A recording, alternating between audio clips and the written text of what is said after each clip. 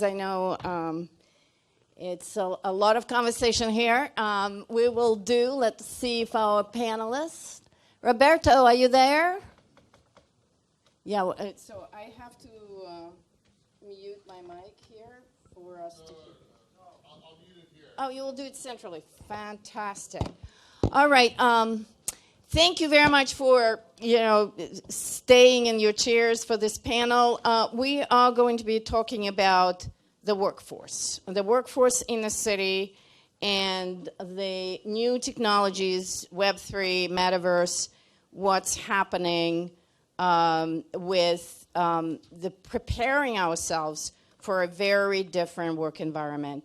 I'm Anna Tavis. I am the Department Chair for Human Capital Management programs at SBS, and our main focus for our program is that future workforce intersection of working people and technology.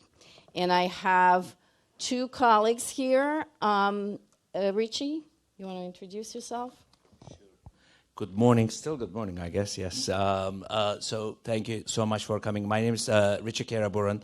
I'm a full-time faculty. I teach in Tisch Center of Hospitality, and I teach predominantly entrepreneurship, business development, and destination marketing class. I am actually one of the first lucky winner to teach destination marketing in Metaverse for our NYU students this semester.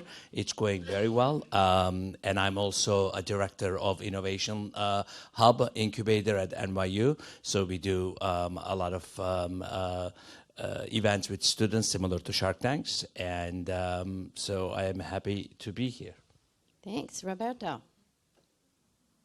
Hi, everyone. I'm Roberto Hernandez, partner in PwC's Customer Transformation Practice, and I have the privilege of running PwC's Metaverse efforts globally. Sorry I couldn't be there in person, but the horrible weather in Dallas last night and the hailstones prevented me from catching a flight. But nice to meet you all. Thank you. So let me pose a few dilemmas and paradoxes that we're looking at in the new technologies and workforce space. To our colleagues at Walmart, as a Metaverse is evolving, I was just in Arkansas, by the way, in Bentonville, and Walmart is actually bringing their people back to campus, if you have not heard. So what is going on? We are talking about remote working. It seems like the pandemic was a great, a warm-up for going all virtual. That was kind of the prediction. And at the same time, what we've experienced is this kind of hybrid environment where we're back and forth trying to figure out what are people going to do when it comes to work, right? And one more caveat here, and then I will ask Richie and Roberto how they think about it. The cities, and especially New York City, is really a working city. We have colleagues from New Rochelle here, but I bet you half of the population of New Rochelle is working in New York City, right? Because that's how it works. So the majority of people here, there are a lot of us who live here, but we also work here. And if you make it here, you make it anywhere. So it's a globally, we've heard a lot about where we stand on the competitiveness, but this city is about people working here in a very, very competitive and fast-paced way. So where does the technology come in, and how does it affect the whole composition of the city that is about high density of people living together? We don't have big apartments and big spaces, a lot of especially new next generation people who come here to make it in the city live in a matchbox type of apartments. And yes, they can get on the Metaverse and kind of expand their horizons, but at the end of the day, so there are lots of challenges when it comes to the workforce, and where do we stand at this point, and where are we going with introducing those tools, new technologies in making the work a very different experience from the grind of 9 to 5 or even beyond that in this city, the city that never sleeps because we're all constantly working here. So I want to put it that way. So as we are moving into the future in that utopian world of metaverse, what are the downsides, what are the upsides, and where do you see the solutions that we need to be building in if we are true and committed to the human-centric design of those technologies? Richie. Thank you. And I'm actually, I'm like Liz, I'm extremely excited about the metaverse opportunities, right? So, and I think it's about 40% of the people think metaverse is just this new shining tool is going to fade away, and there are 60% of the people that are, train just left the station, so you might as well just get in. And metaverse is now part of the part of our lives already. And similar to panelists, my 16-year-old son already was building many buildings and buying properties in Minecraft. So it is actually happening, right? So, and what no one knows exactly how metaverse is going to impact the workforce. But what I actually see, especially from hospitality, that is actually helping hoteliers and travel suppliers, and thus the cities as well. And again, the panel spoke how important tourism is for cities and city revenues, right, including New York City, and as well as all other cities. So tourism is really, for many cities, is one of the biggest revenue-generated industry when it comes to that. So what Metaverse is going to do, I see a lot of upskilling and reskilling. Right, so we discuss a lot in the classes, is technology going to kill the jobs or create the jobs? In fact, if you Google it, or you can chat GPT it right now, so that, some of my students do that, technology actually will create a lot more job than in fact it kills the jobs. So what it is just transferring the skill sets. And that's where Metaverse is actually going to actually help to create that. And the other thing is the scalability issue, right? So you could actually do that. And then we also in the workforce, we now discuss a lot, especially in hospitality, is DEIA, diversity, equity, inclusiveness, and accessibility. When especially the accessibility part of it, that the cities can really use the metaverse tools and either augmented reality or the virtual reality or mixed reality, that they can actually do offer certain services, either city services. I know in many hospitality companies basically are now using metaverse in their training. Some cruise companies are using their crew training, as well as hoteliers are actually using for both their front office training as well as the housekeeping training. So that actually opens up more, and one of the best trends that we've talked a lot in the classes is the sustainability, right? In many cases, if you want to train so many people, good old days, you used to bring them into certain cities or your headquarters. Now you don't have to. So your employees don't have to travel much. They can actually do that with the simple glasses or any other technology. And those glasses are going to actually change. Right now, I agree with these Oculus glasses that we use in the classrooms are really clunky. But I always tell my students, look at the first cell phones in 1974. There was like 3 pounds, and then these with satellite, and you can only talk half an hour. And look at the cell phones now. In fact, Ray-Ban is actually working on it, and as well as some other companies. So at the end, just like regular glasses, it is going to happen. We right now use the Oculus glasses for our virtual field trips to the students, and train them as well.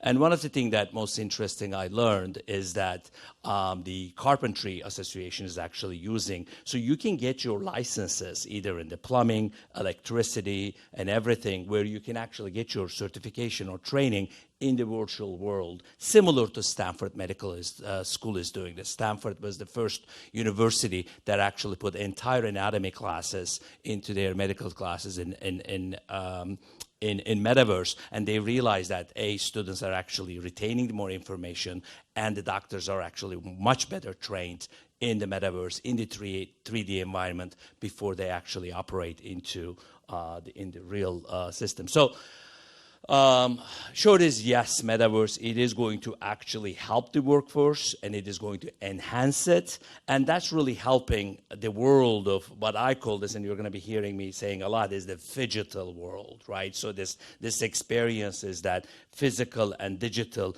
that's blurry line is already blurred, that phygital experiences that is going to create. So what I'm hearing is the training and in the issue that this helps us solve for is skills acquisition and skills obsolescence. With all of these technologies coming so fast, one of the biggest issues we will experience, and we're already talking about it every day, especially at the university. What's the value of university education, let's say?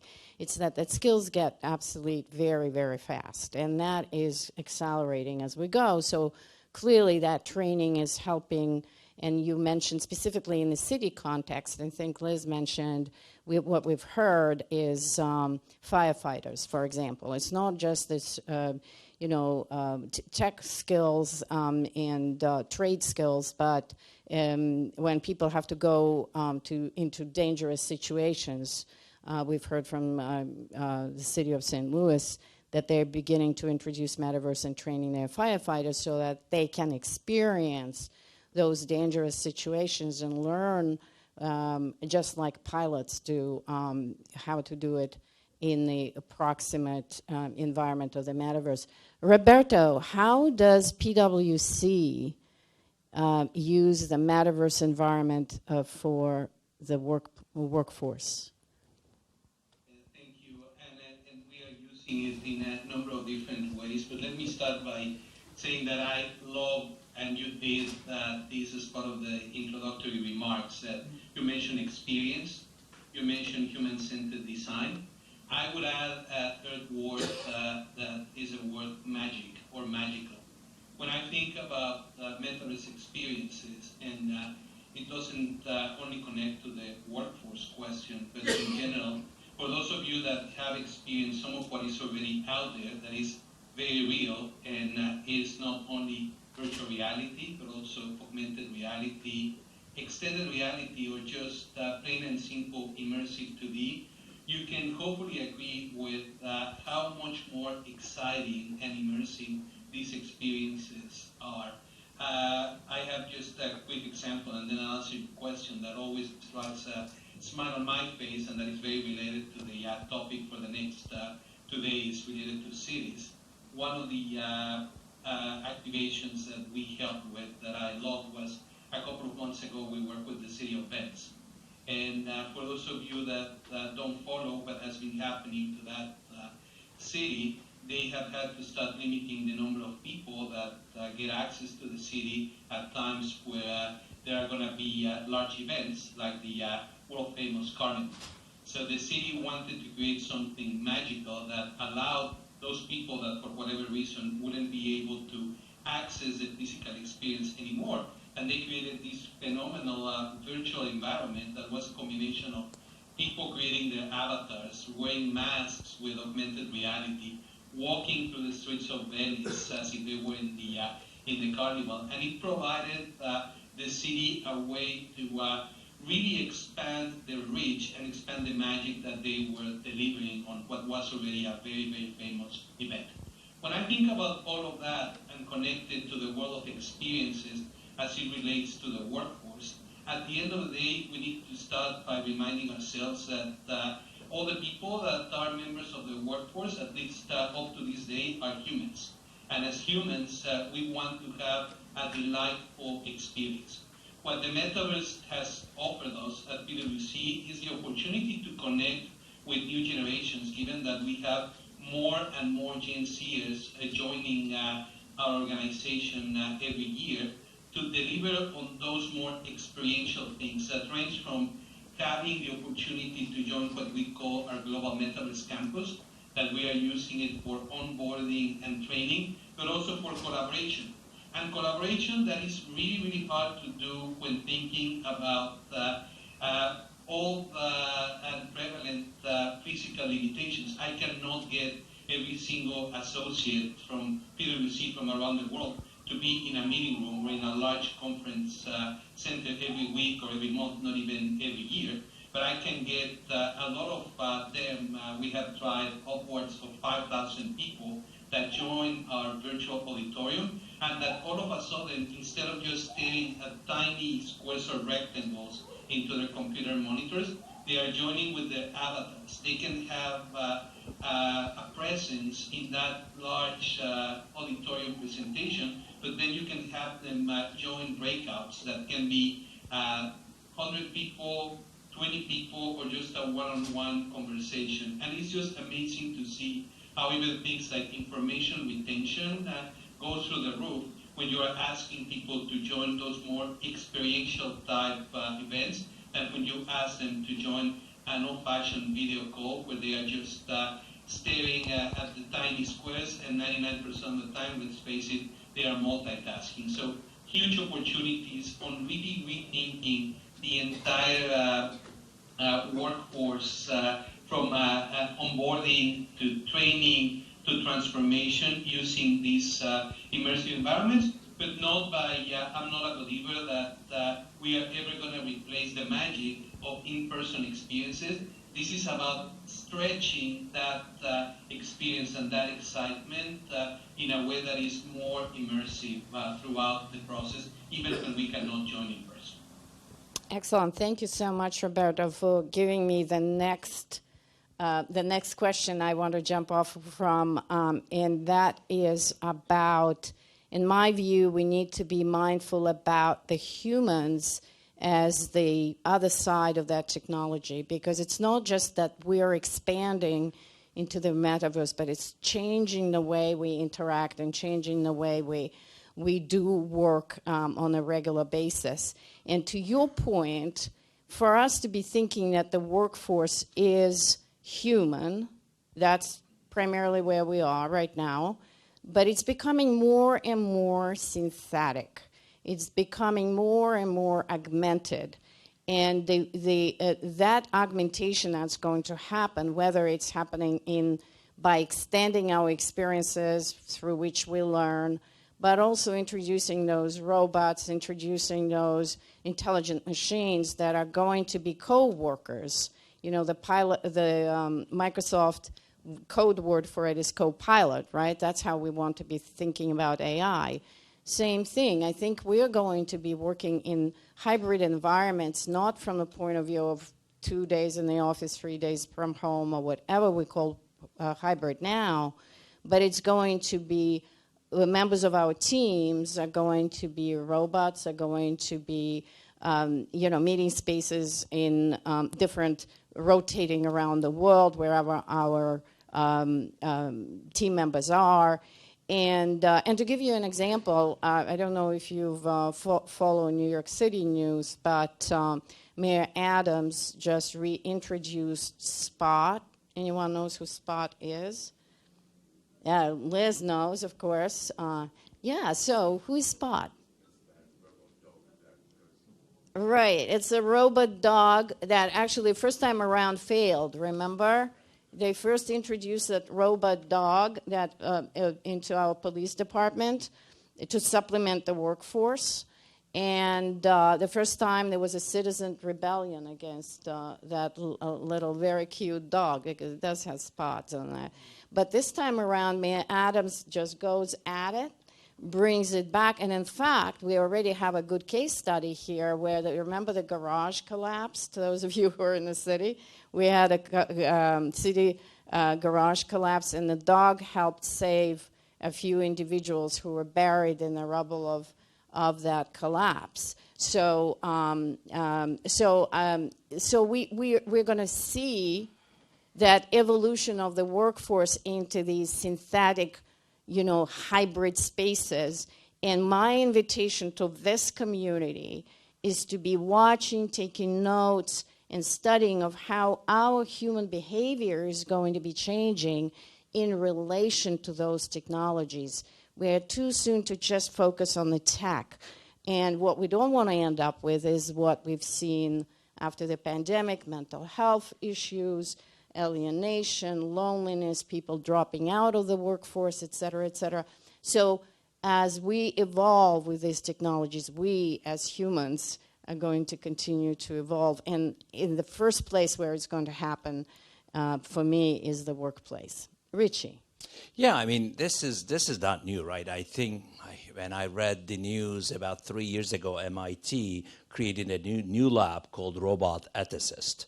So now ethics departments in MIT are actually working in how you would treat your robot colleague or your robots, basically. And Hilton just announced 2 years ago that first robot concierge service named Connie. So you can actually all Google those, and they're great YouTube videos. We teach and then discuss this. And Hilton is just going to actually scale that, Connie. And Connie is learning right now. Is 2 in DC, and more coming into West Coast. And then Marriott, if you order, I think some of you guys may be joining us tonight in Marriott Marquis. If you order your room service, 90% of the chance robot is going to deliver your room service. So this is actually coming in. In fact, one of my favorite robot or a friend is Sophia.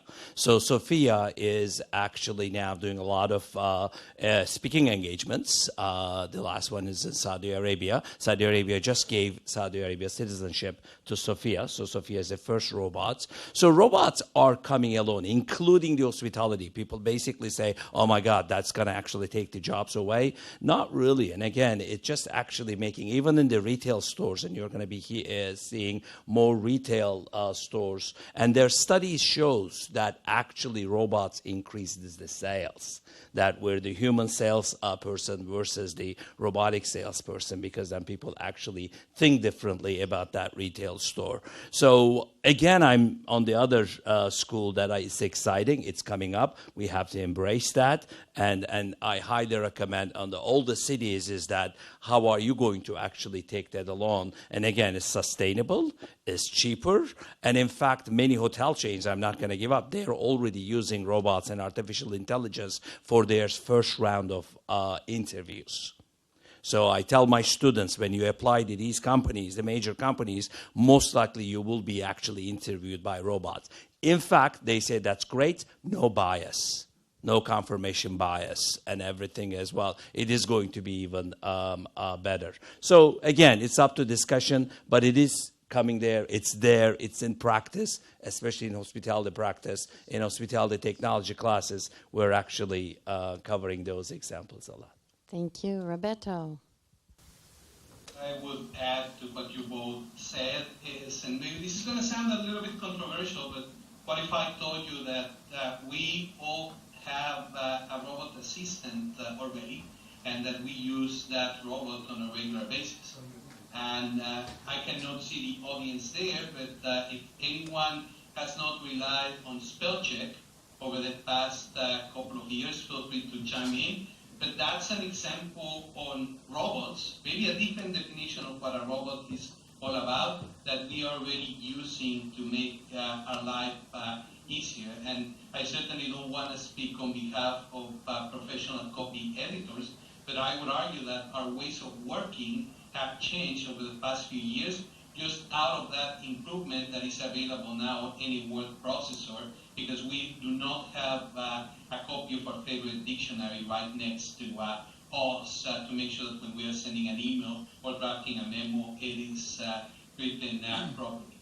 What I would also say, and this links to the topic of this conference and the workforce, I think that there's going to be a humongous opportunity for cities around the world to really upskill both the people that serve the different cities as employees, but also the communities that those cities serve. I would say that we can leverage very physical spaces like public libraries around the nation and around the world to upskill our people, to teach them what this is all about, to give them the opportunity to imagine with us what they can do in the Metaverse. And all of a sudden, what I think that we will realize is that there are a lot of very, very smart teenagers, young people that have been playing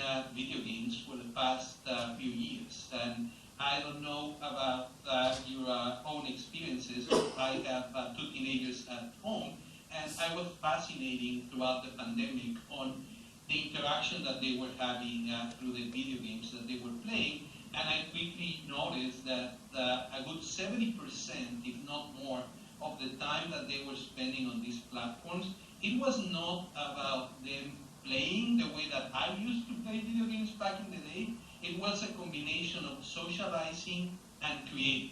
I remain amazed on how they were leveraging some of these platforms to create buildings, to create their own experiences.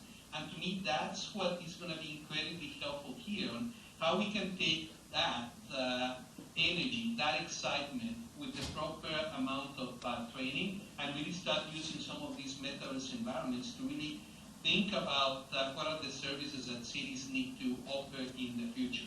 How can you actually move ahead the rest of the pack by having a workforce that really understands the power of these technologies, but that they don't think about these technologies just as the next big reason on why organizations are going to be laying people off, but why this can really become the catalyst into people spending more time on creativity, more time on advice, more time on the activities that humans are really, really good at, and how, regardless of whether we call them avatars or robots or something else, the transactional aspects that we all do as part of our daily jobs get taken care of by robots or androids or avatars, so we can spend more of our human time doing human unique activities. Now, excellent point. Excellent point, Roberto. And we will do the final round here. What I want to say is it's no longer a question of whether we should take those technologies on board and use them. It's really about, from the competitiveness perspective, because the workplace is a competitive space. It's about humans with the robots versus humans without the robots, and humans with the robots will win. So it is about how we integrate, how we partner, how we augment and synthesize that capability between humans and the robots. And to everyone's point, and Roberto's last point, we're going to hopefully more and more free up that space, that the imagination, the creativity, the caring, hopefully, that humans have. And in some of the experiments that I've been following, we in fact, I'm writing this book on coaching and technology, looking at how robots can actually become coaches to all of us. It's not just the training, but actually a coach who is going to be following you and telling you giving you all the right prompts, et cetera, et cetera. This is really coming. We are not just a spell check, but we're going to have all of us personalized coaches who are going to help us be effective, productive, and as a result, hopefully more successful. But we are going to also hopefully free up that time and space to be more creative, imaginative, and more caring. That's the hope for the workforce. Richie. I agree, right? I mean, while we're working, we spend about 8 to 10 hours a day at work or whatever we do. So if we are miserable at work, that means overall we are miserable at overall. So, and I think the technology, the metaverse, VR, AR, we are all talking about how we can enhance and augment our lives and our experiences. That includes the work experiences as well. And I think technologies are going to actually help us augment that experience and then just basically make us better human, better employees, and better workers. And we are already getting there, and I think it is definitely going to be a big part of our lives, and I don't deny this. I tell the students as well. And totally, I mean, what you just said, the personalized coaching, it is already happening with ChatGPT and GPT-4. And then I'm also amazed. I am now looking at some of the senior citizen homes, how robots are used. And it's working very well. And especially with pandemic, we were actually in everywhere globally, all the senior citizens' mental health were impacted. Now many of the senior citizens are helping robots visitors and robots things that they're actually talking to. There are great videos on that as well. So it works. It works for them. It actually, studies shows that their mental being is actually is helping by the robots, robot companion they call it. So as long as it works, is why not? And I think it's only going to make our lives much more interesting. Fascinating. Roberto, your final statement. Yeah, thank you. And what I would say is, given that this is a metaverse discussion, let's not underestimate the visual element of this and the possibilities that this medium opens up. Just think about, for those of you that are responsible for large activities at cities around the world, think about how transformative this can be to something like, let's say that you represent a city that is planning to open a new park or a new city project that hasn't even started to be built. All of a sudden, you can get the city planner, the architect, and the engineer working together on not only the blueprints of that project, but even invite citizens, members of the public, to walk through how that park or that facility is going to look like, to get feedback, to get people excited about what you are trying to do, to make changes real time in a way that was not possible before. There has always been software that allows us to visualize a lot of these things, but not in a way that is possible with the metaverse, on immersing us into those environments and really helping us collaborate as a workforce in ways that were just simply not possible. All right. I think, Liz, we're going to close on this one. And thank you very much. If you have more ideas about what the workforce is going to look like, let us know. Thank you. Thank you.